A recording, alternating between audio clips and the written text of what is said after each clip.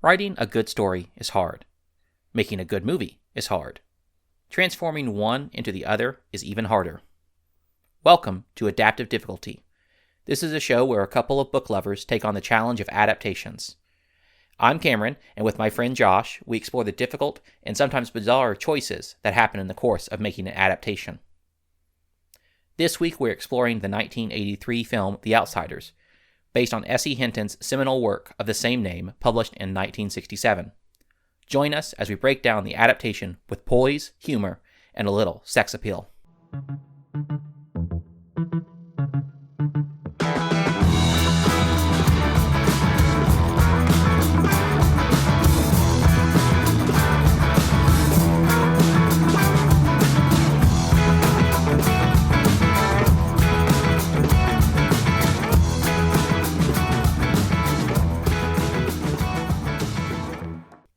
Hello, I'm Josh.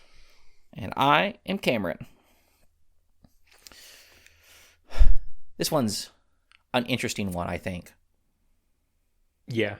Good news is I am raw dogging this podcast. Oh. Why would you phrase it like that? I took notes during the movie, but I do not have them with me so that you will get only raw, unfiltered thoughts. Well, I guess that's something. I also took a lot of notes during the movie, and I have a very particular role in this podcast, I think, because I have thoughts about this movie and about the book. But I think we should start off with the book. What were your thoughts on the book? I also have thoughts about the movie and book. What do you mean your role is particular? I just have a very particular reading of the movie. I honestly think that it's gay as hell. Fair enough. Okay, we can get to that. I don't want to spend forever on the book, but we can talk a little bit at least about what we thought of it. Did you read this book in middle school? Because I know everyone reads it in middle school. Yes, I read it in 8th grade, and I watched the movie in 8th grade. Did it seem different to you coming back to it? Because I have a distinct idea of what it's like, what I recall the book being about, but it was just slightly different whenever I went back to it. I think the plot events were pretty much the same as I always remembered them. I was a pretentious child, and so because everyone in my class liked The Outsiders, I did not love it, and I think I was more fair to it, returning to it. I think it is very well written and engaging, and I didn't have any problems with it this read through.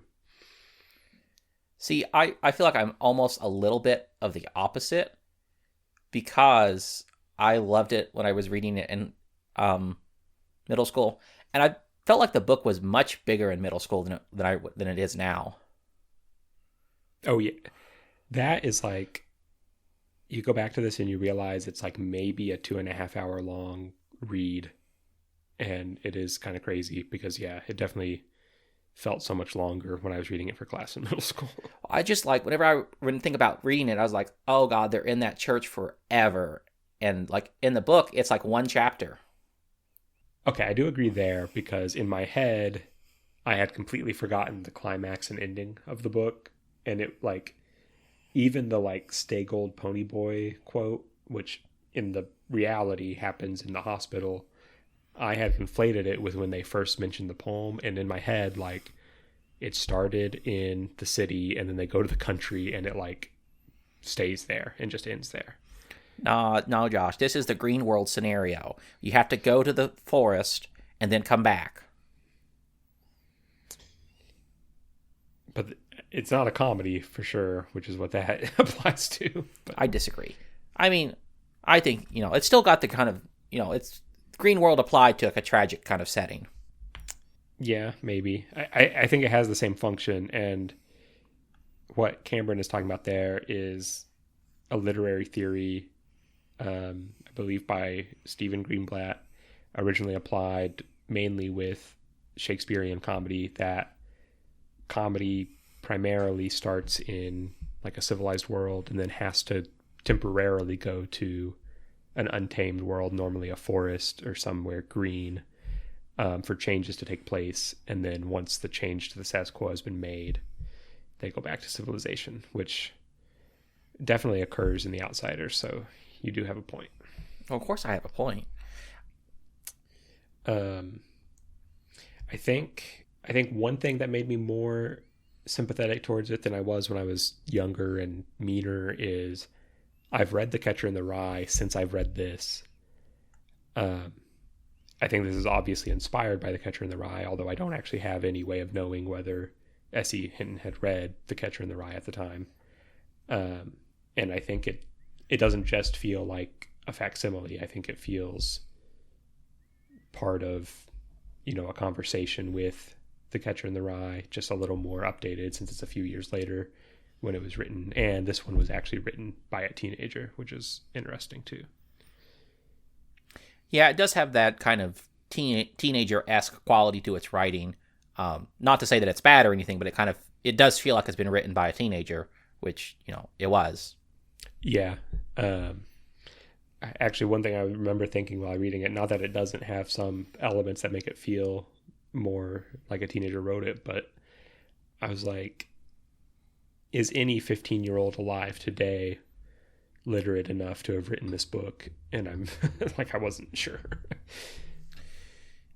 Well, based on my own personal experience, the answer to that is no.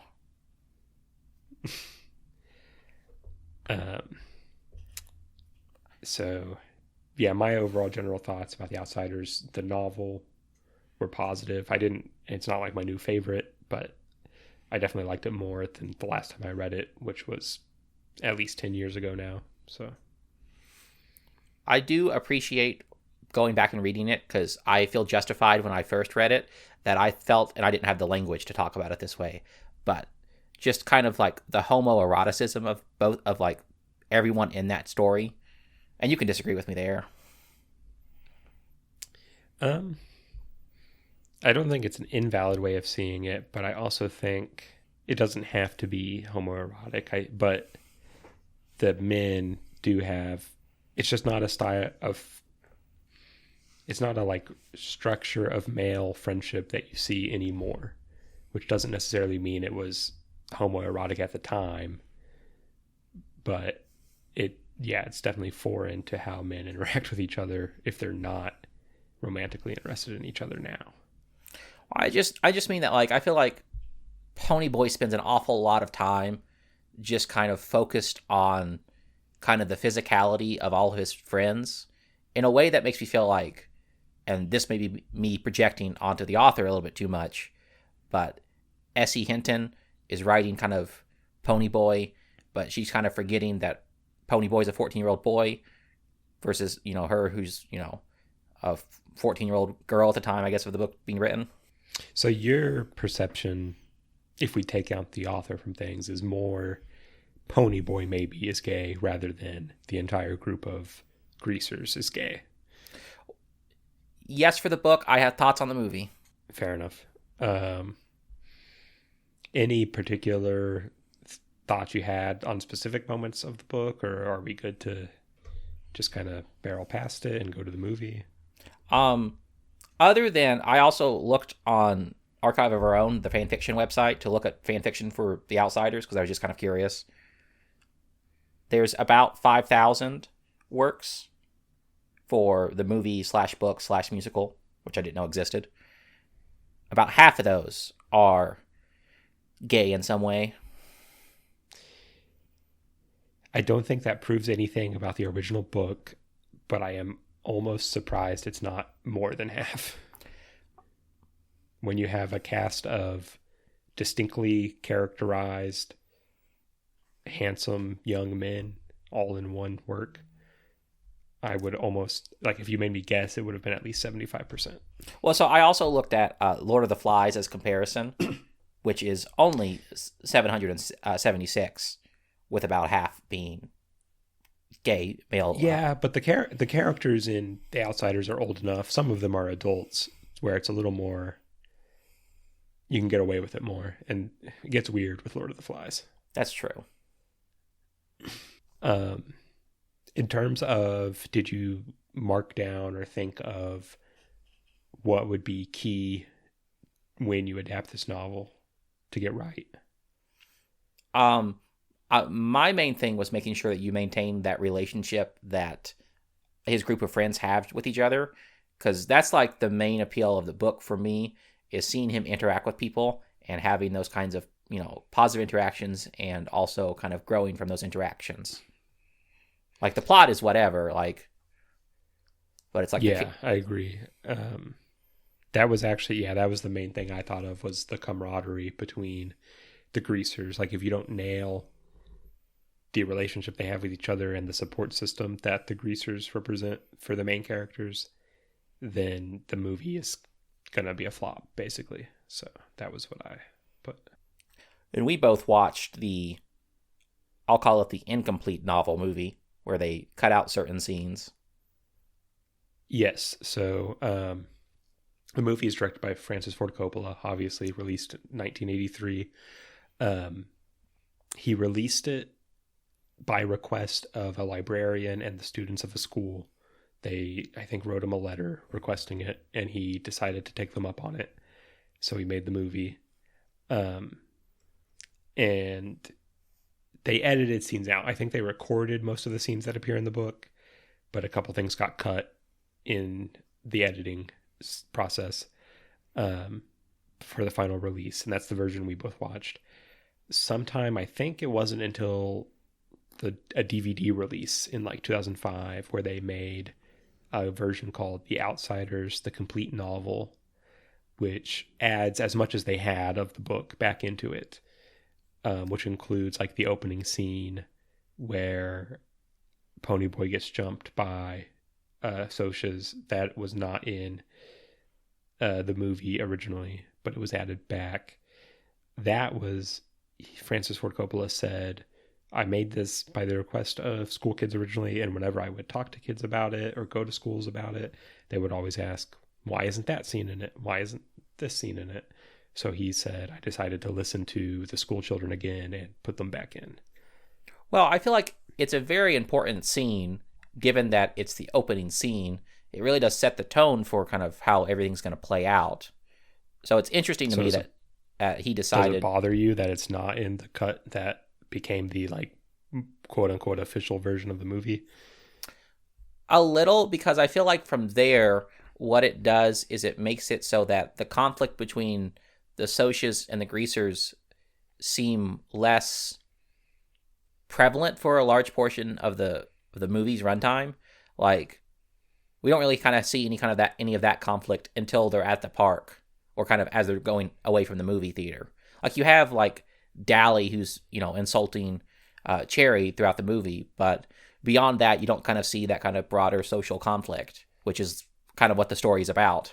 I kind of disagree with that. It didn't really bother me because you get the socioeconomic aspect of the conflict just in the way that the greasers and the girl socias that they flirt with at the movie theater interact. You clearly get the setup, and they even have dialogue about the conflict.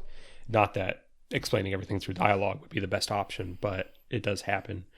And then you have the threat of violence when they're leaving the movie theater. So that's basically one fight scene. And then a few, several minutes or scenes later, you have the actual fight where a Soch gets killed. So I think you would have just ended up with an extra fight scene if you include the first part. Whereas they already set up, this is a potentially violent conflict, and then it becomes a violent conflict. Whereas they would have been repeating themselves in the movie. I guess, but you also have the second half of that first chapter. Like, after he gets jumped, he goes and experiences, and that's when we kind of meet everyone from the gang. So, like, it kind of sets up their characters and who they are as people. And we get that throughout kind of the novel. And this is kind of a part that does feel like it's been written by a teenager, where it's like, okay, let me describe every single person that's happening, one by one. But I don't know. There's just something that I feel like is missing.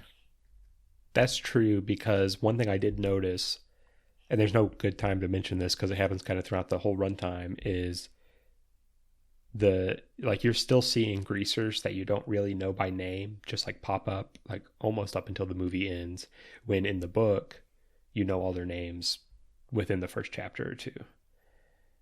I will also say, and this may just be me, I felt like I had a hard time telling some of the greasers apart from one another.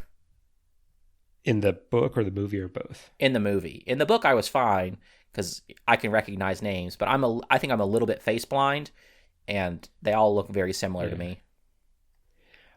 I think I was helped by the fact that I knew pretty much all of their actors except maybe Ponyboy. I mean, I just don't really recognize him from anything else, but also he was Ponyboy, so I wasn't going to confuse him with anyone else.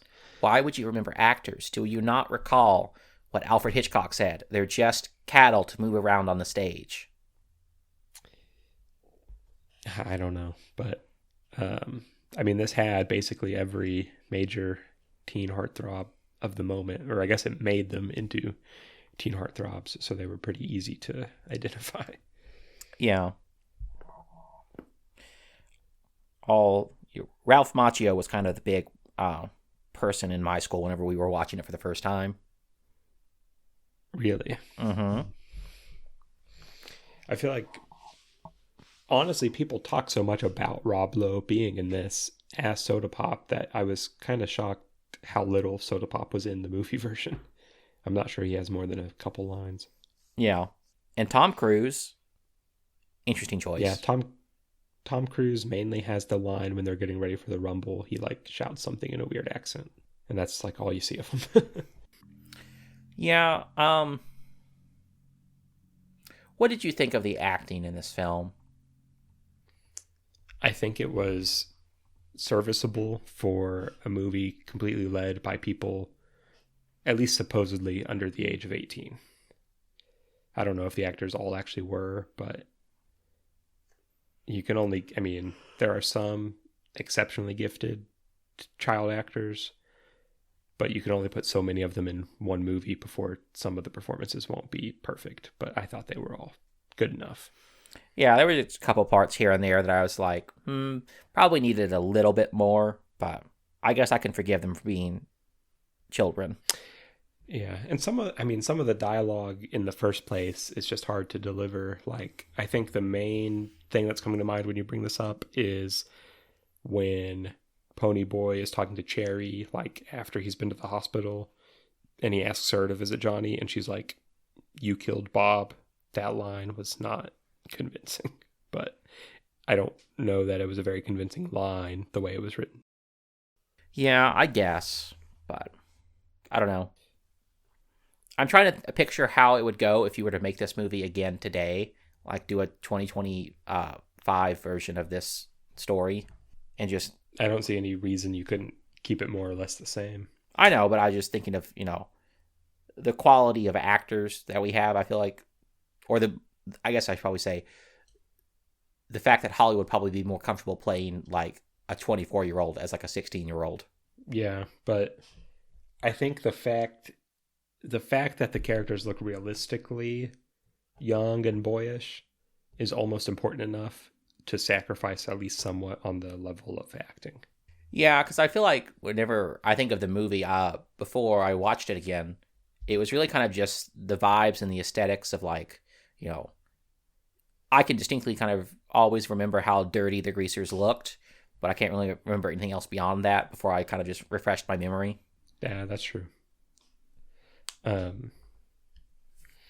Going kind of linearly through what the movie does have and not just what was cut, I feel like maybe I misinterpreted or I just didn't remember how it happened in the book by the end of reading the book.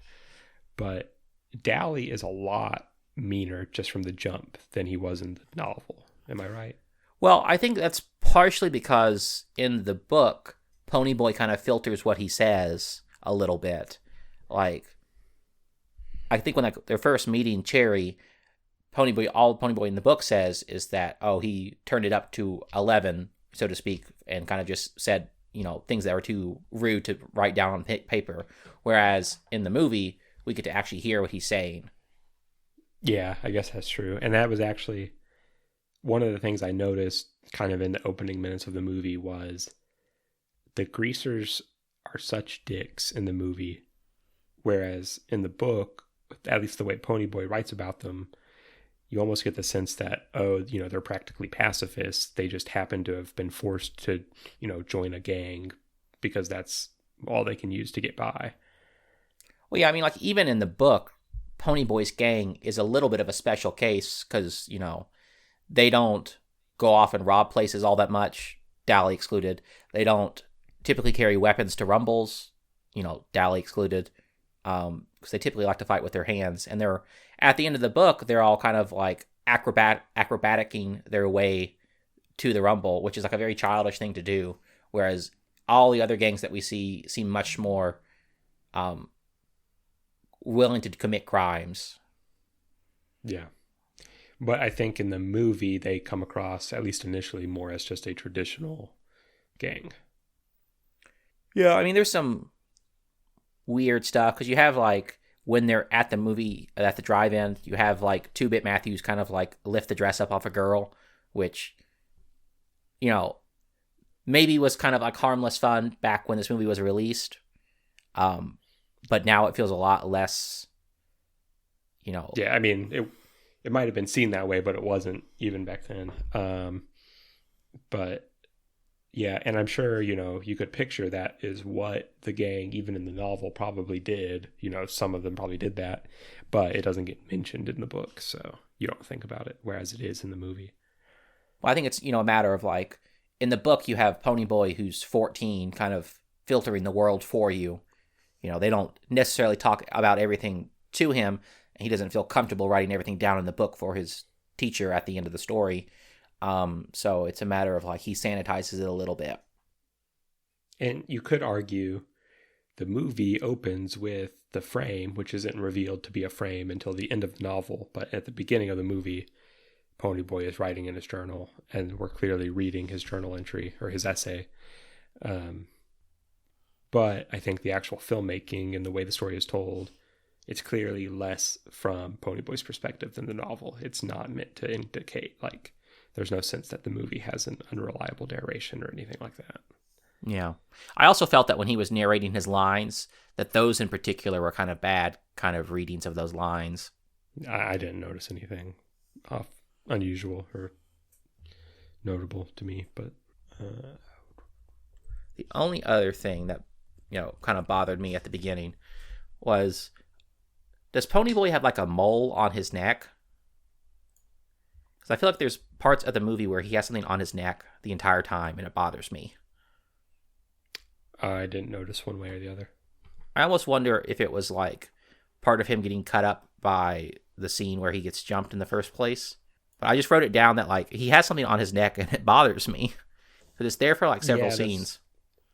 That would make sense if it's a scar he got in the fight that got cut, because they, like I said, they did film that and there is a version with it, but it's not in the original theatrical release.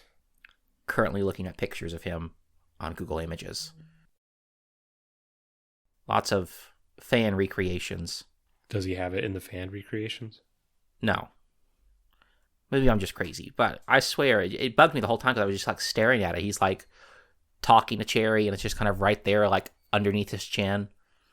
And I'm like, dude, you have to do something about this. Yeah, I didn't notice. Well, clearly you didn't watch the film. This movie feels like the preteen version of Brokeback Mountain. How so?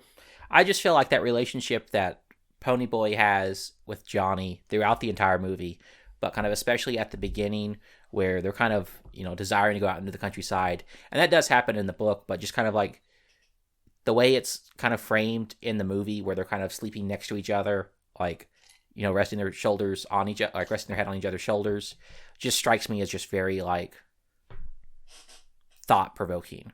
Yeah, I haven't seen Brokeback Mountain, so to ruin my ally and cinephile cred, but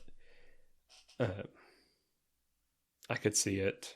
I could also see it. I mean, like I said, I think, and maybe by the 60s when this was written and the 80s when this was filmed, this was starting to go away because it's definitely not prevalent today, but almost like a Frodo and Sam, like physically intimate male friendship that you just don't see very often anymore. Yeah, but Frodo and Sam are gay for each other, Josh. I knew that's what you would say about that, but that doesn't mean those didn't also exist heterosexually at one point in history. Listen, the term historically really close friends is made fun of for a reason. The other thing that I was trying to think of, now that I've looked at my notes, is in the book, and you kind of touched on this, we are given very like exposition laden descriptions of each character as they're introduced. And Johnny is, they say he's quiet. And I remember thinking as I read, like it was notably weird because the only time Johnny is mentioned, he speaks up and says something. In the movie, because Johnny can be on screen without necessarily saying something, you don't always have to be drawing attention to him. I thought Johnny was a lot more convincing as a like quiet, dark, brooding type in the movie than he came across in the book. I can see that because you kind of have to like, if he's the quiet one that no one ever really kind of notices until they speak up, if you want to mention them in the scene, the most logical way of doing that is having them speak up in some way. Right. So it's kind of an impossible problem to solve in the novel. So I get it. But I also feel like, yeah, worked more realistically in the movie, I guess. But I also feel like in the book, sometimes that interpretation that Ponyboy has about certain characters is wrong, and we're kind of supposed to see that it's wrong or naive or not all the way there. And I think it's a little bit true with Johnny. Like, yeah, he is kind of this quiet person who's kind of suffered a whole bunch and, you know, been abused by his family and been abused by the Socs. But I also feel like perhaps in the book, we don't necessarily we get Ponyboy's interpretation of his character, and then we also get to see how he acts.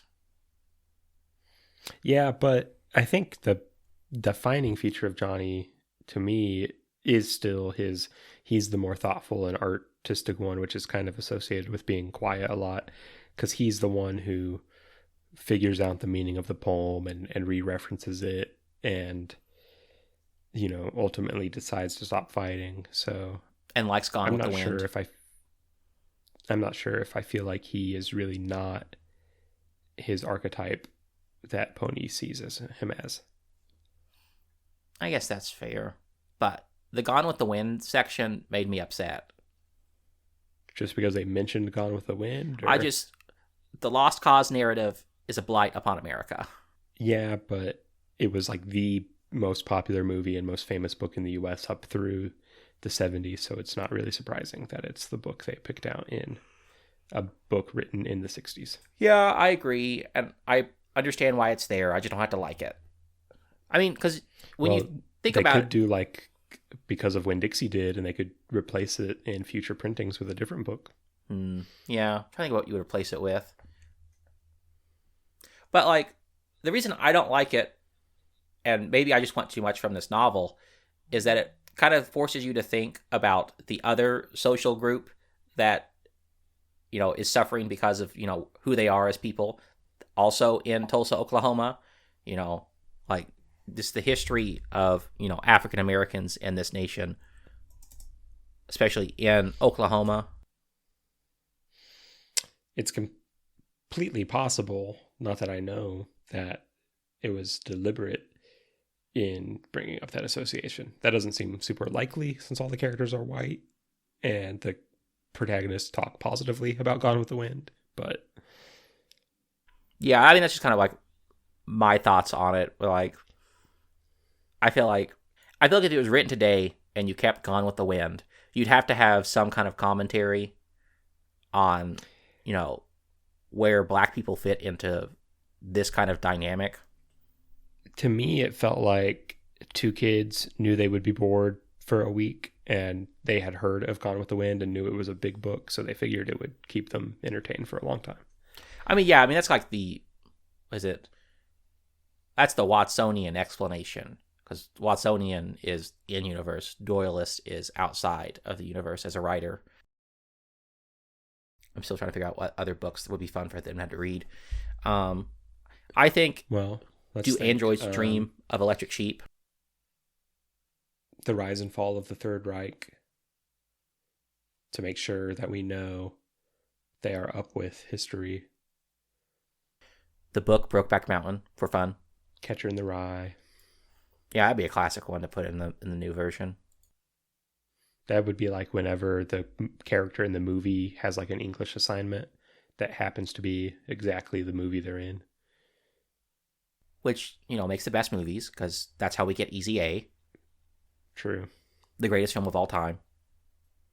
Now that's an adaptation we should talk about. Next thing, if we're ready to move on, is that I wrote down. There's a shot pretty early on in the movie of the parents' car crash with a train that killed them. And that does not get mentioned until significantly later in the book. So did you notice that or have any thoughts about why that was earlier? Well, they mention or Ponyboy mentions very early on in the book that they died in an auto wreck. I don't ever recall them talking about in the book about it being a train specifically. I could have sworn it. I could have sworn I remembered thinking pretty far into the book, oh, that's why his parents aren't in the picture, because he finally explained it. But I must have missed it. I'll pull my book out right now. I think showing it as a train crash on screen, I'm not sure how I felt about it, because it makes it much more of a like formative trauma that is supposed to inform the story. And I don't know if that's really how the book plays out. I think it's just a fact of his life that happened in the past in the novel.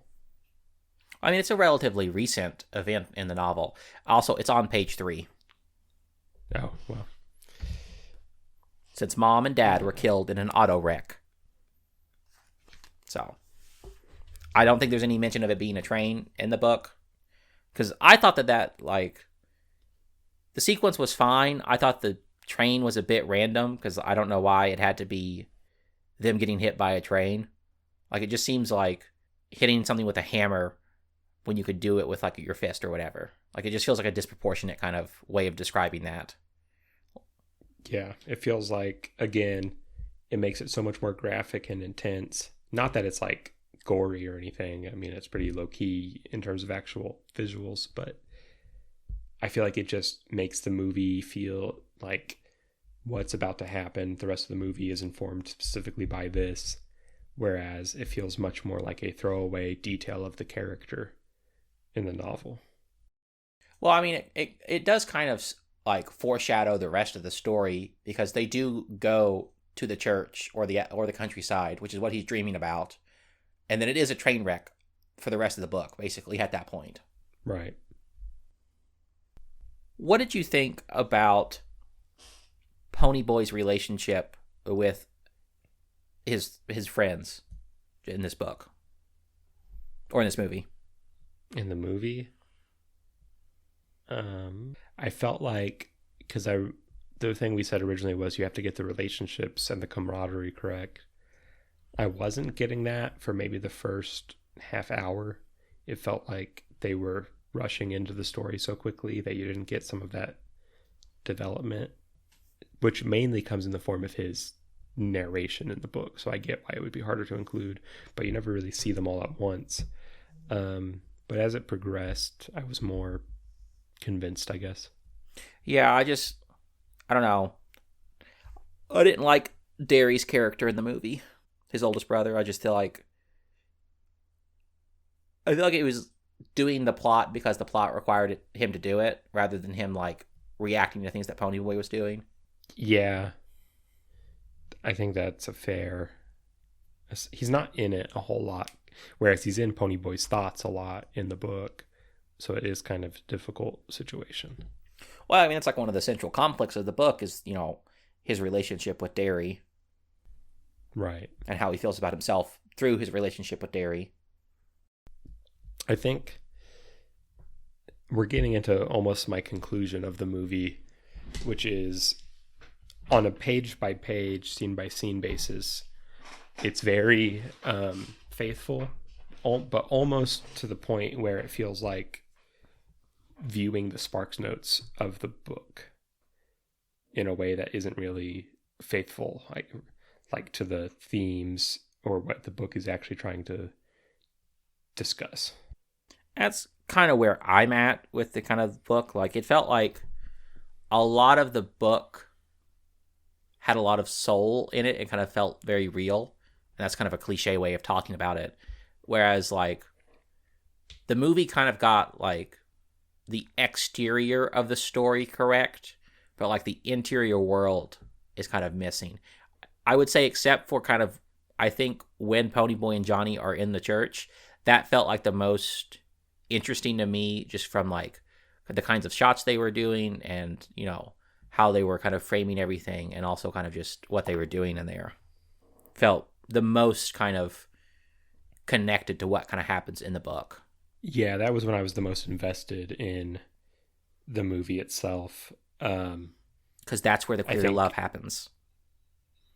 True, that was the main reason. In contrast to that, I think the scene where I kind of was formulating this opinion in my head about it being like Spark Notes is when it's near the end, so that's why I would have been thinking about it. But when they finally read Johnny's letter, well, I guess it is like the end of the movie, and they like interlay Johnny over it, and it's also Ponyboy sitting there, and then I think there's like a third character that gets overlaid, maybe Dally.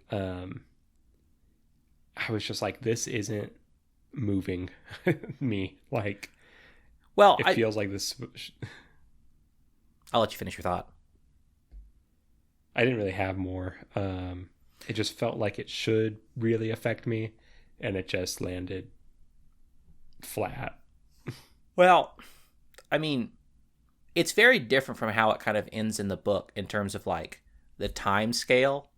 Like, in the movie, it's like, Dally's dead. Let's read the thing. Let's read the letter and then feel bad about ourselves for not helping Dally in any way.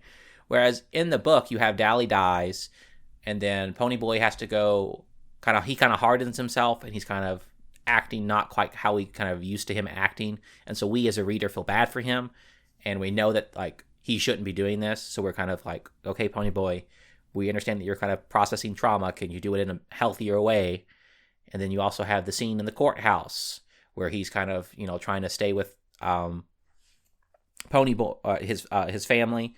And I don't know, you just get more time with the aftermath of Dally's death, where, you know, you have time to, like, actually process what the character's going through, which you don't in the movie.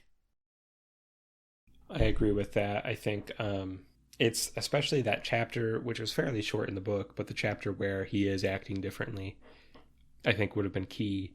And then the courthouse would have been good to include, but I get why they didn't, because in the book, I think I checked when I was reading it because it was so brief. It literally took like 2 pages of the book to explain all of going to court. But in the movie, you would have had to establish the scene. Like, it would have taken a lot more of the movie proportionally to how long a movie is than it did of the book. So I get why it would have been on the chopping block. Yeah, and I can kind of understand the court thing. It's just that, like, I don't know, like, we care about the characters in the book more so than kind of the plot of the book. So yeah. I like not getting to experience Ponyboy's thoughts and not getting to, you know, those moments where his, like, actual character shines through, like after he busts the pop bottle and threatens the Soch and then starts picking up the pieces in the book. Like, that's a clearly defining moment for him, because it's like, oh, he's still in there. He still, like, cares about, you know, everything, because he's, you know, taking the time to pick up the pieces he broke. Yeah. One scene that got cut that, well, not necessarily cut, but one of the more poignant moments that I thought would have been really interesting or essential in the movie is when they're saving the kids from the fire, which obviously does happen. Ponyboy is wearing his jacket and they, like, hit him on the back or something to knock him out. And he says, like, in that fire, if it hadn't been for my jacket, I would have probably died.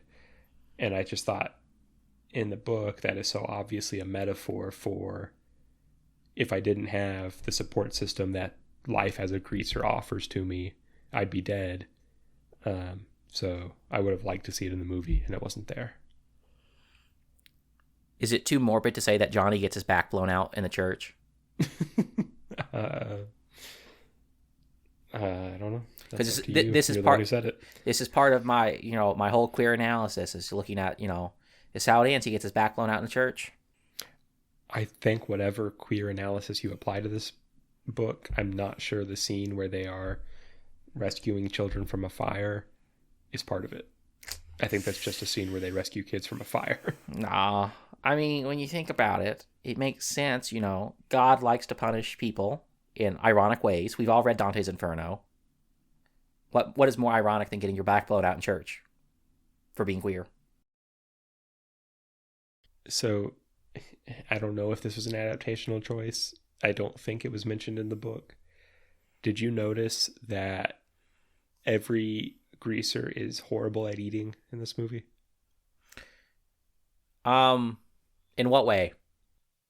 So when they go to Dairy Queen and they get like barbecue pork burgers, there's a shot of Ponyboy and he literally is just like shoves it against his lips and then gets barbecue on his lips and like leaves it there the rest of the scene. Listen, no one taught him manners. He's, And then someone eats like chocolate cake later, which is in the book, obviously. And it is like all over their entire mouth, the entire scene. Yeah, that Two Bits character. Like, it was almost like a deliberate character choice that every greaser like rubs food on their mouth as they eat. Well, I don't know. When I'm thinking about this, I think of, are there any examples of Socias eating anything? And I think the answer is no, which is a little weird.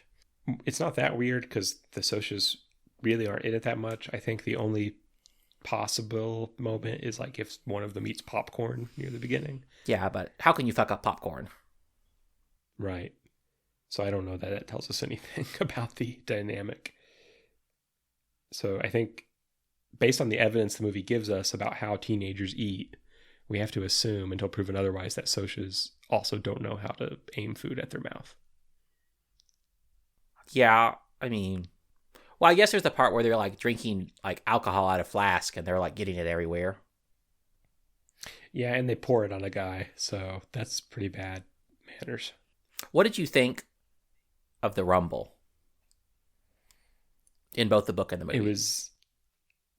I thought it was a little funny that the proto Rumble, like before the Rumble begins, was almost like framed as an in-game level event.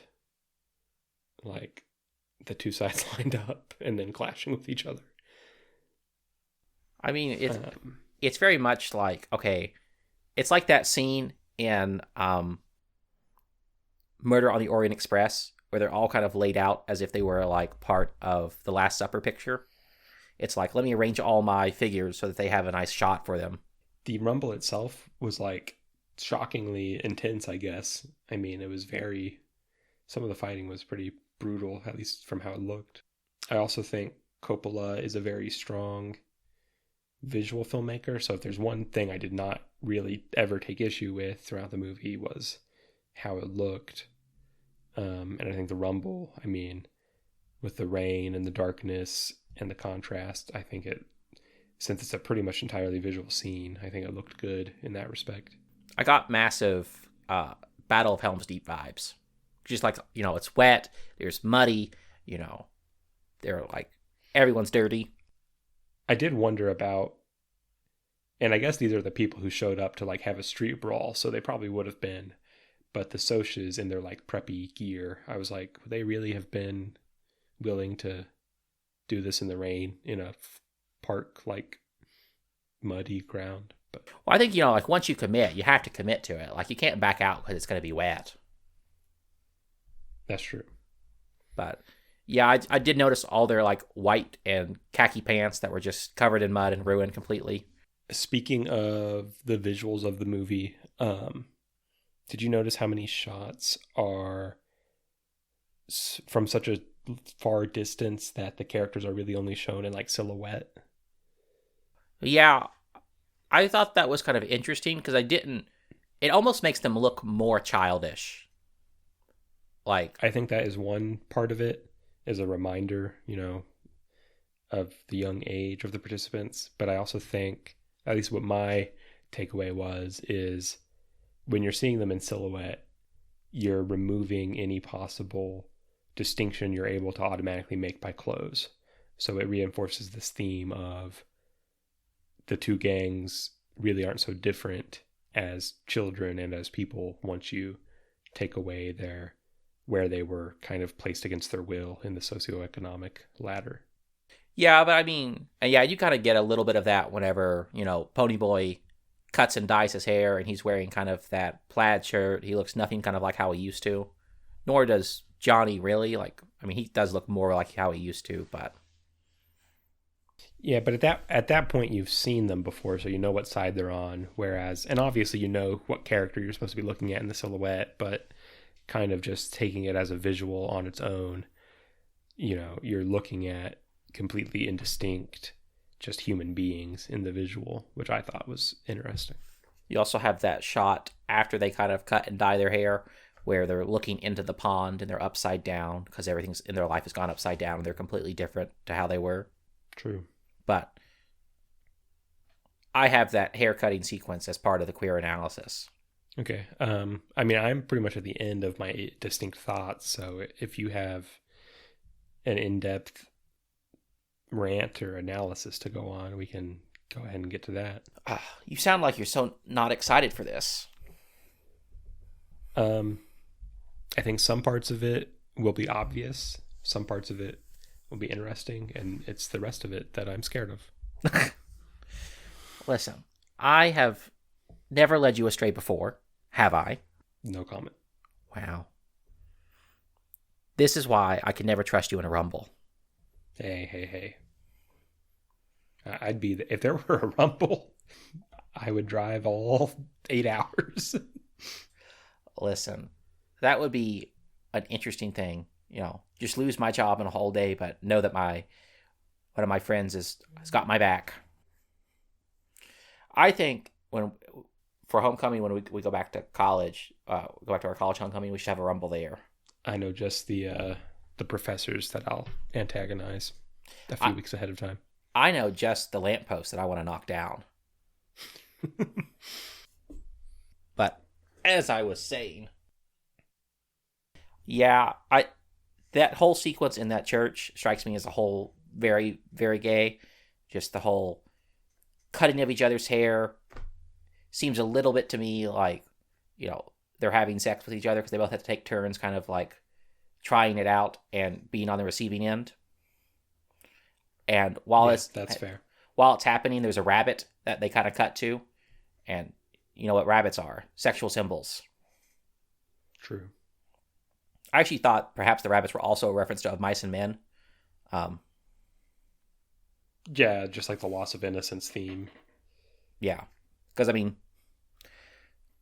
rabbits, countryside, people running away from a murder. That's Mice and Men. Yeah. I don't know where to go with that, but I think it's a fair shout. And this next one is a little bit out there. But do you remember when they're eating the chocolate cake on the floor and they're watching television? It's like I think it's 2-Bit Matthew. When Mickey Mouse is on. Mickey Mouse is on. You know what shirt he was wearing? I noticed that. I just thought it was odd that he's one of the older kids, or he's even in his 20s, and one of his friends announces Mickey Mouse is on, and he attentively sits down with an entire chocolate cake to watch it. Well, that's because they lost their innocence in their youth, and they're trying to regain it by acting childish as an adult. At least that's how I see 2-Bit Matthews.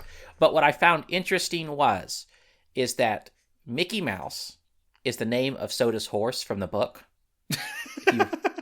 So, have you ever heard the song "Save a Horse, Ride a Cowboy"? Yes.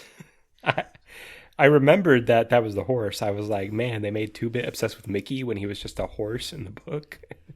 Yeah. So, I see 2-Bit, as the horse. That's my excessively deep cut. The only problem is it's getting a little too into QAnon levels of reading the tea leaves, because you have to have read the book recently and remember that detail before it means anything in the movie. How could you possibly forget about Soda's horse? That was mentioned once. It's a horse named Mickey that he loved to death.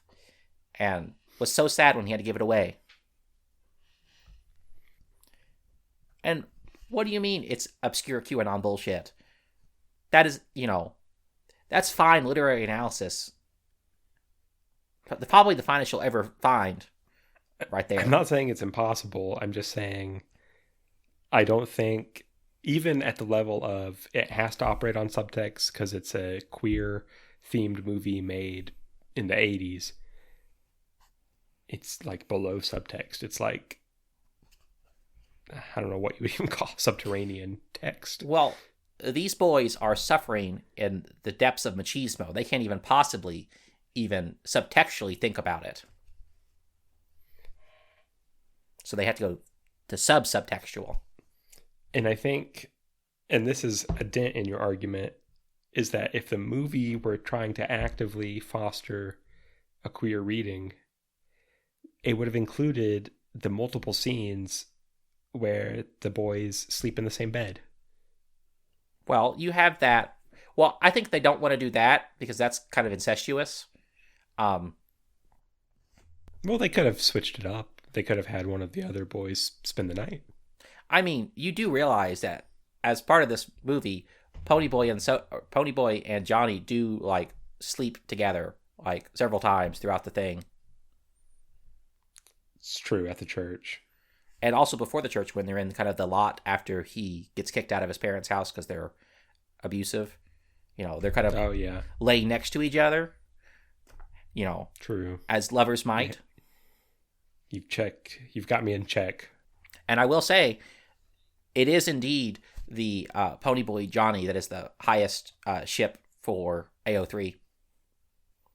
Well, they're the two main characters with the most development, so that, again, would have been my first guess. Wow. Dally's also up there. Because Dally does... Which character? Dally's the the mean bastard who is just kind of rude to everybody.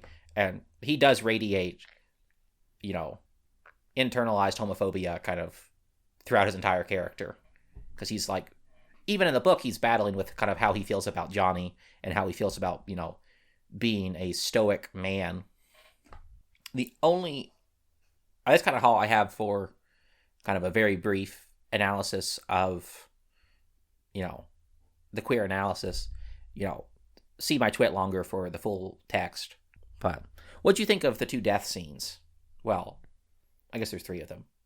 The first one, which would be the one where Bob the Soch is stabbed, I liked it. I thought it was done basically the way I would have imagined it and the way I was expecting it to go in the lead up to it, where you don't actually see the violent act because Ponyboy doesn't see it in the book. You see him underwater, and then the screen fills with this kind of very stylized blood. And then you kind of cut to Johnny's killed him. I thought that was done well. It was effective. I was mainly thinking about like Johnny's death scene because it was a little silly. Yeah, I thought it was very silly. Like, it was just kind of there and it just kind of happened. There was the first time they go to visit Johnny where he ends up knocked out by like the effort he exerts talking to them. That I think was even sillier, where he just he does like the classic playing dead face practically.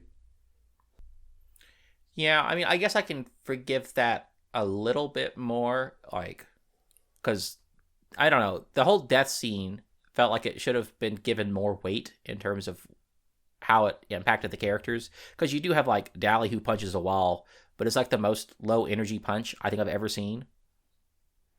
Yeah, I mean, the entire sequence of him deciding to rob a corner store and getting killed is his reaction to the death of Johnny.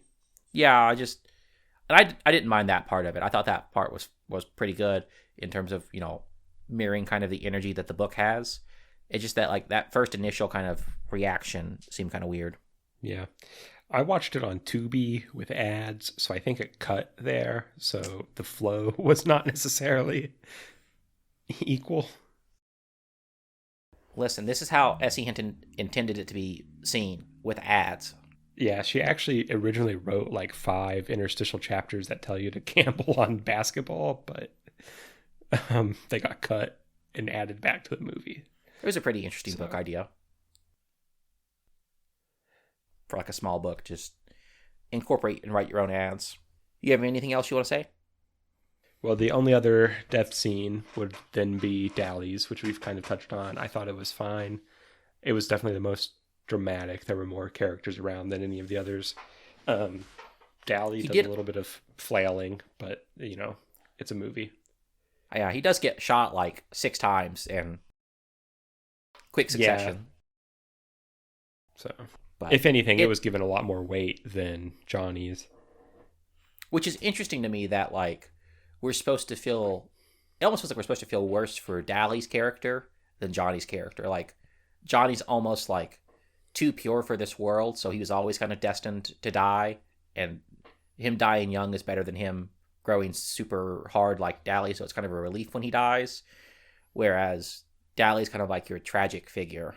I think, yeah, and I think going into the themes of, you know, almost like the Romeo and Juliet thing of like, if only these 2 groups of people didn't hate each other, all this unnecessarily violence wouldn't happen.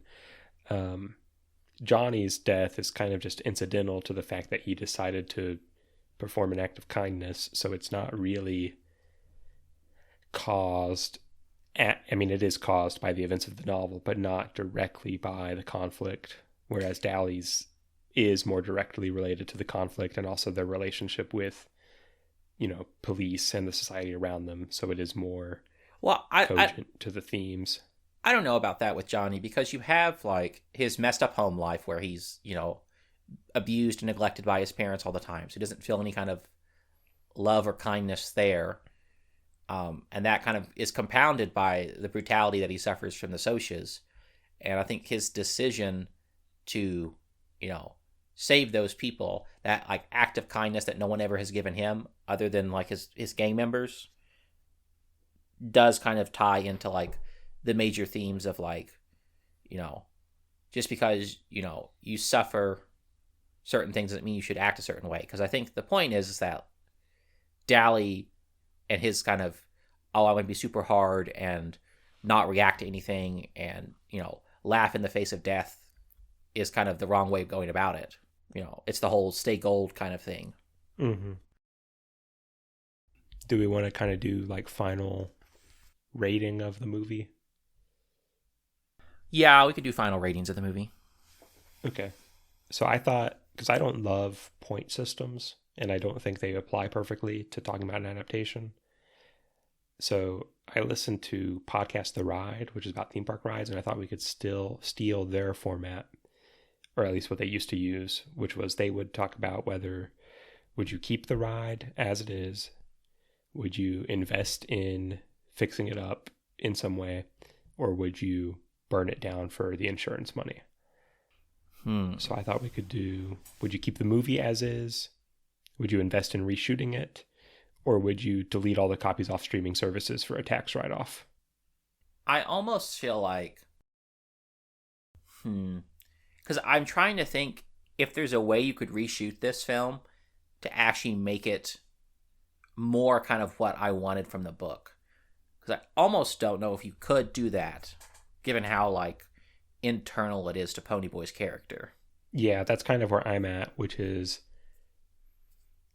I like the book better. I don't think the movie is like actively bad. It just is, like I said earlier, it's visually great. Like I said, I don't think there's any problem with really the direction or the visuals, but it just feels like the spark notes of the book, and I'm not sure that's avoidable. So, and it, even just being the spark notes of the book puts it in probably the upper tier of faithful movie adaptations, so maybe I should just keep it how it is. Well, I mean, you could change the rating system to be something like, you know, where you have like, because I mean, there are certain kinds of works that I think are just inherently less suited to being adapted, so they're unadaptable. Like, I think probably all of William Faulkner's work is unadaptable. Just Okay. given So how here, let's work out live what the adaptive difficulty patented rating system is. I mean, Um, you could definitely do just, this was, a hard adaptation and they did the best they could. But, like, I mean, if you want to do playing off adaptive difficulty, you think about kind of the different levels of of difficulty. You have your easy, your medium, your hard. Like, to me, this strikes me as kind of like a hard book to adapt, into a movie. I am very curious as to what the musical looks like, given that there's a musical. okay, here's where I'm at then. I think this was a medium difficulty adaptation, and I think the movie got a B plus combo in adapting it. Are we doing the Devil May Cry combo system, where it goes up? Yeah, like S would be the best. Well, Devil May Cry goes up. But you have to consider the difficulty of the level that it was adapting. So, if we wanted to be kind of more on theme, do you know what Kaizo levels are in Mario? Yeah, I've watched like ROM Hack or Super Mario Maker creators do those. So, like, I think here's my idea of how Nintendo difficulty works in terms of video games. The easiest Nintendo platformer is Kirby. The Okay. second hardest is Mario. And then Donkey Kong. No, then Yoshi, and then Donkey Kong. Is my opinion. Yoshi is not harder than Mario. Well, fine, we can put Mario ahead of Yoshi. Okay. Yoshi's got some hard levels at the end, but I'll submit that it's Kirby, Yoshi. Okay, wait. No, I veto Yoshi even being included because Yoshi games are all a spin-off of Super Mario Brothers Yoshi's Island. I disagree. Yoshi's Crafted World and Yoshi's Woolly World are fantastic, somewhat difficult games. Okay. So do we want a 4-level tier system anyway? So Yeah. do we want Kirby, Yoshi, Mario, Donkey Kong? Yeah. Okay. And then This what's will the get conclusion? this will get very interesting when we do, and you can cut this out when we do the Mario Bros. Movie. Okay, and so then how do we use this rating system? Like, how does it work? So for me, it's more about like getting the kind of the theme of the kind of the podcast right, where rather than you saying it's a medium kind of difficulty, you say it's a Yoshi difficulty. What does this add? I don't know, more theme. But levels in video games are easy, medium, and hard already. I guess. But I just like to lay out my list of my Nintendo platform rankings. Okay, so if we were using a 4-tier adaptation system, I mean, we could just say, fuck it, and just do a standard tier list. I think this would have been a Mario difficult adaptation. We'll work it out next time. We'll work it out over the next several episodes. Listen, we'll settle into something. I absolutely know that everyone who's listening agrees with me. So, well, I changed the ranking on you in the middle of you saying it, so and then you agreed with me. Yes, but the fact that I agreed with you doesn't change the fact that they agree with me. Okay, so Outsiders is a Mario difficulty adaptation, which means 3 out of 4. Not because it's a particularly complex or challenging novel on its own, but almost the entirety of the emotional crux of the novel is internal narration, which is inherently going to be a more difficult work.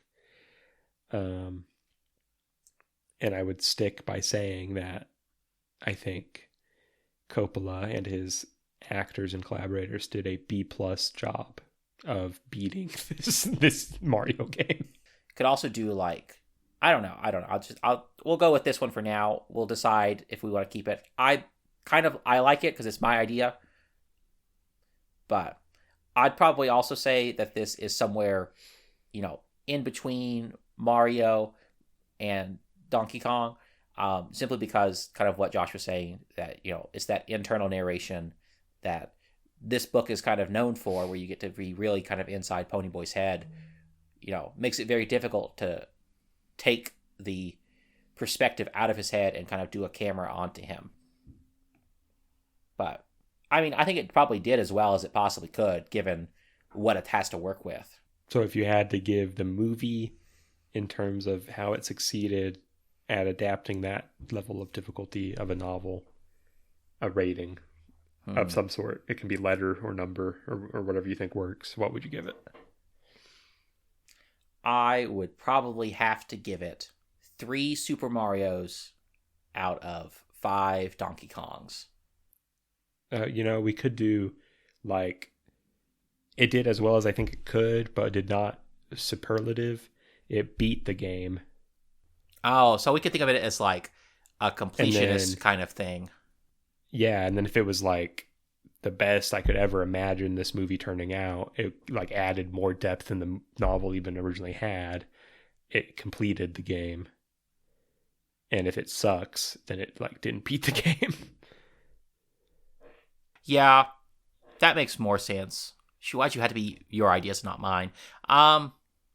We're sticking with the Nintendo games, so it's one of your ideas and one of mine. That's fair. Yeah, then I would probably say that it beat the game, but yeah, there's still some have to fall to. Some star coins you have to go back and get.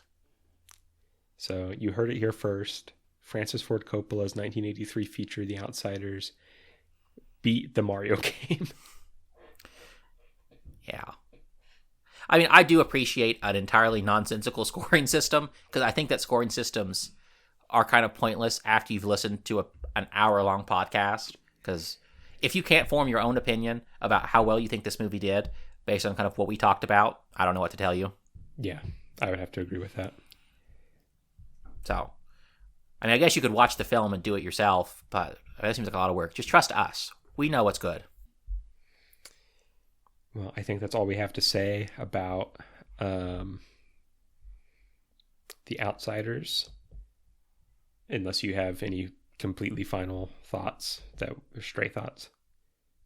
No, I could move on to the outro if we're ready for that.